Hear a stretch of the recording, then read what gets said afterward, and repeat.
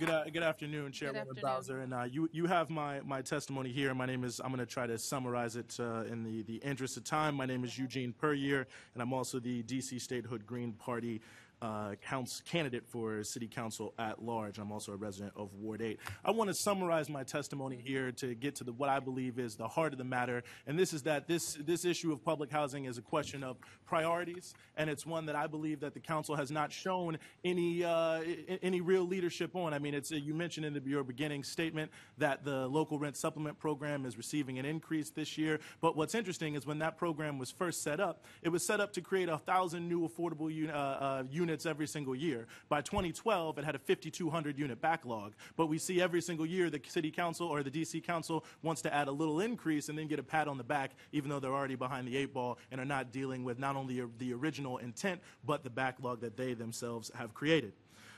When it speaks to the issue of the cost, we see that instead of creating a real plan, every single year the DC Council comes and says, well, or the mayor, we're going to put 100 million here, 70 million there, or 30 million here, and then when we get a surplus, a little boost here, but there's absolutely no planning. Yet, indeed, we know the cost. We know to renovate this public housing where people are living in unacceptable substandard conditions, it would cost $1.3 billion.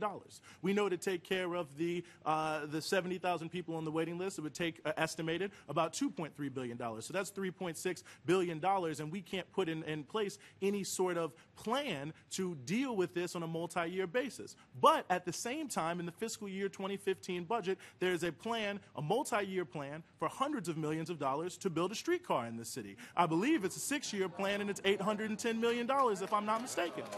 And so I have to say I agree with my colleagues that housing is in fact a human right, and I would much certainly see this city spend that kind of money on putting a roof over people's head instead of patting some poor mother on the back and saying, well, it's going to be great, you only have to pay $1 to take this streetcar to your low-wage job, and then you can pay another $1 to take you right back out of town because you're not going to be able to live here in anything that is affordable. And the final point that I just want to make is about mixed income housing, which I know is a buzzword and has been since Hope 6, but I believe that the real issue with concentrated poverty, it's not that everyone who lives in public housing is inherently or somehow culturally will commit crime or not keep up their area, and the only solution is just to put them with rich people and you'll solve all the problems. I think if you want to deal with concentrated poverty, you should end poverty, which means you can pay people higher wages, pay them good pensions, and protect their right to organize in unions so that they can fight their own employers. So I think we need to move away from the mixed income model and integrate our housing plan with our poverty elimination plan. So I thank you for your time, Chairwoman, and I look forward to the council truly supporting public housing and affordable housing going forward.